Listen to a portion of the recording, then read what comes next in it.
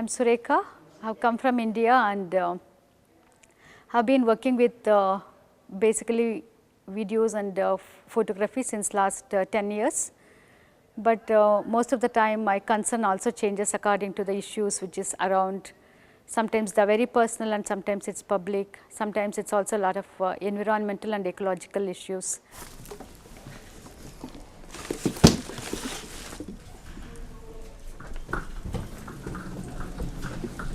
So what happened is like during this whole process of like my interaction with the scientists, I also started observing their methodologies, what they're doing and how they're doing.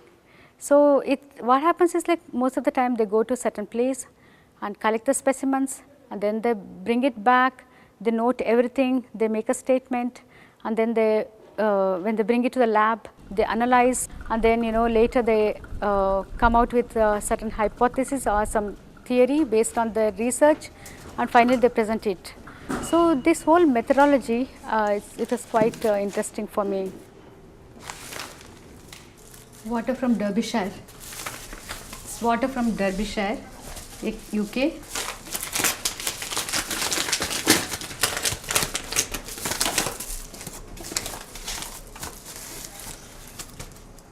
Yeah, it's written from the River Derwent.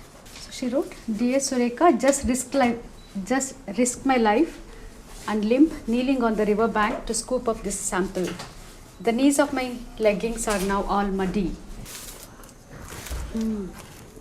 It's Brisbane, Australia.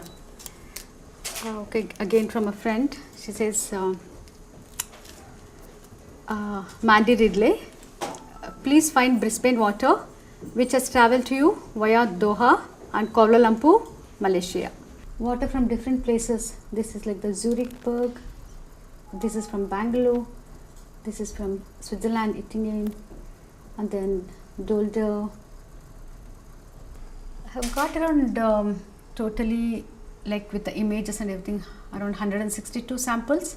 There's so much efforts from everybody because each person has spent so much time and energy to do everything. So for me, I think everything is really sort of the same value actually. So.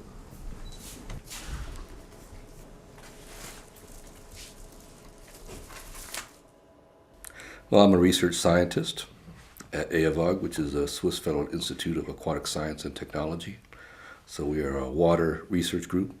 Everything revolves around the issue of water, ranging from chemistry on up to evolutionary questions, and anything in between, from water sanitation to water engineering practices, infrastructure, anything that has to do with water. And I'm mostly a running water ecologist, so streams and rivers and these kind of issues with water, aspects of water.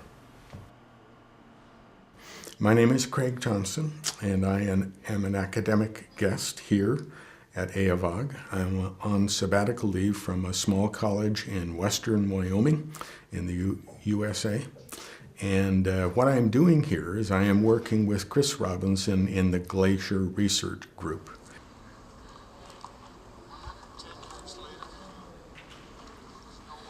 We end up going into these high alpine areas right at the toe of the glacier, and we sample for some of the basic chemical parameters that build an ecosystem, and then we look at vegetation in the water, the algae that grows on the rocks, and then we look at insect populations that use that algae as food. So we're looking at the entire stream ecosystem.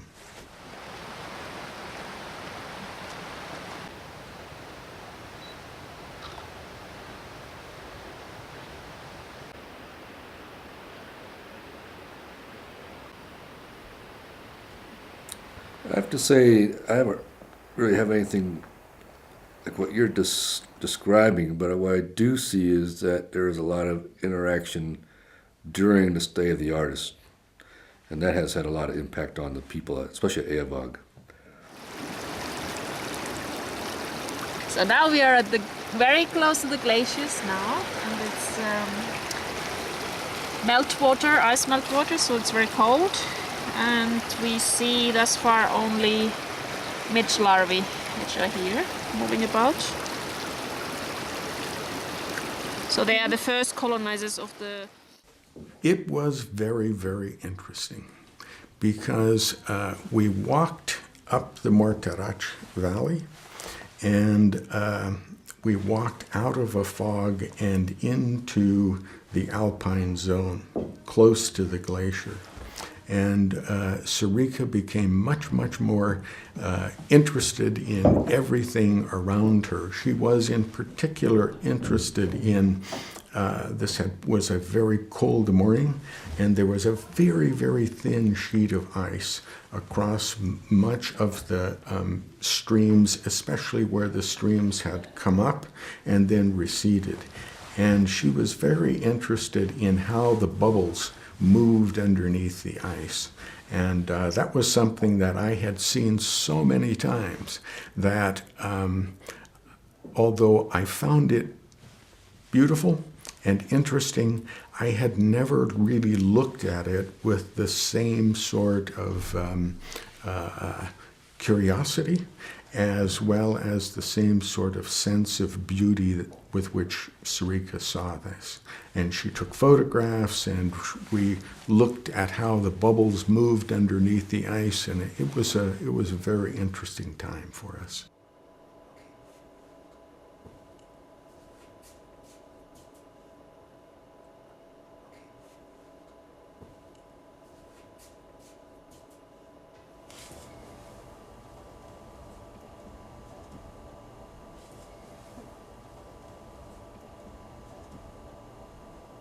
And also it's interesting, like the sizes, The sizes, size and yes, shape of that each bubble. Yeah.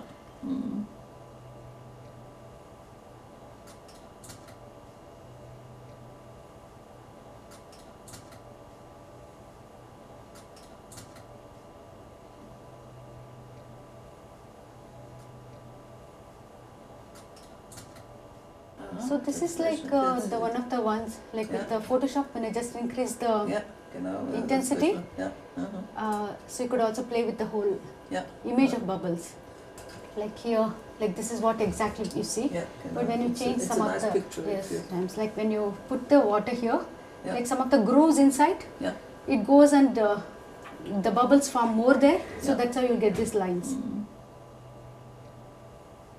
Actually, during this whole process of recording the metamorphosis of water, or the change of water, the characters of water, then I also started analyzing some of the water samples in the lab. While trying that, suddenly I thought like maybe I just check with just the plain water. So then I started looking at plain water, just the tap water from AWOG. And then when I checked the water itself, then I was like really surprised to see so many bubbles which you cannot see from the naked eye. So then that itself formed a different image altogether within the water. And also then I tried with the hot water and the cold water. Then I found the bubbles in hot water brighter than the cold water. So then it all started. Finally, then I started documenting this, just the visual images of the water bubbles within the water, which you cannot see directly, but which exists within the water. So that's how the whole project started. So then I was thinking maybe my experience as an artist, use the same methodology, but try to work out something else. So then I thought, okay, it might be interesting if I could just start asking people to send water and send an image where they collected the water. So then I started sending emails, and also I sent mails to the AWOG people, and also I started asking a lot of friends, and also like friends from other friends, and a lot of new friends. So somehow I started getting loads and loads of water, like some different samples, at least from 20-25 countries. And then at the same time, what was fascinating for me was like not just the water coming by post, but at the same time, the image itself started telling a different story about water and the origin of water, or the source of the water, So maybe suddenly you'll see this very, very beautiful landscape where this huge rivers and the sea, but at the same suddenly you'll see this very filthy kitchen with the tap water.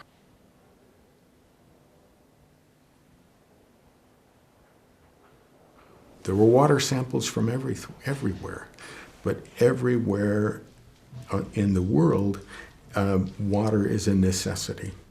And people sent these samples in, and it showed a connection, much like the connections between components in an ecosystem that we study.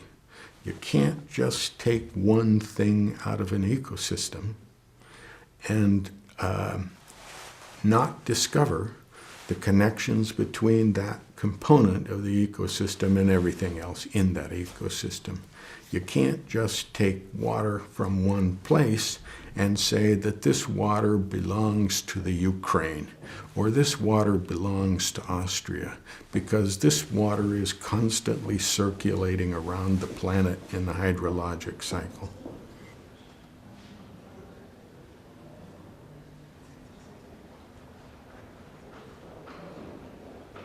I become so routine in teaching and everything else of what I do, and then an artist comes in and says, okay, what does this really mean? And I have to go back and say, oh yeah, that's why I'm teaching this again, or this is what I'm doing this for, because of these kind of questions. And so it brings it back to, it changes my perspective of just a traditional, or not traditional, but a routine kind of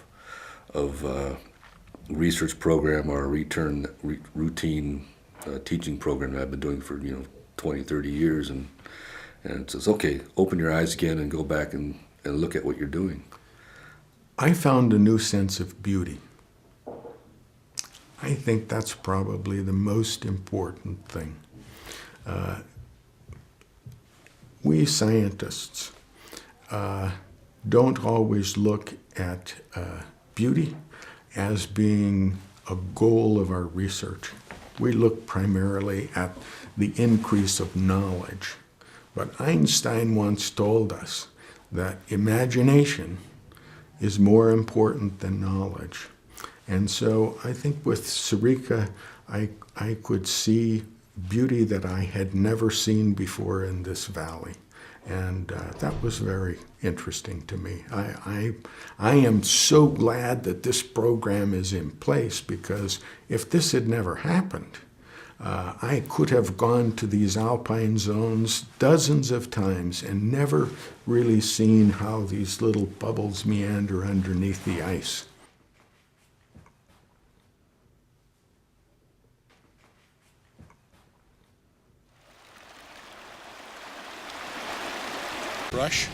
We brush it down, we measure the area, and then we filter everything that catches on the filter, and then we do a laboratory measurement, and that will tell us sort of the productivity of the stream. So it's a very important technique for understanding what the ground basis for the ecosystem is, and then quantifying. Being here, my experience, I have got so many ideas for developing a lot of water sculptures, and also somehow in a bit more like scientific way as well, so which I could really work on those things. Maybe I think the next 6 months, that will be the, whatever my knowledge which I gathered here, I think that's going to be in a sort of visual form, I think.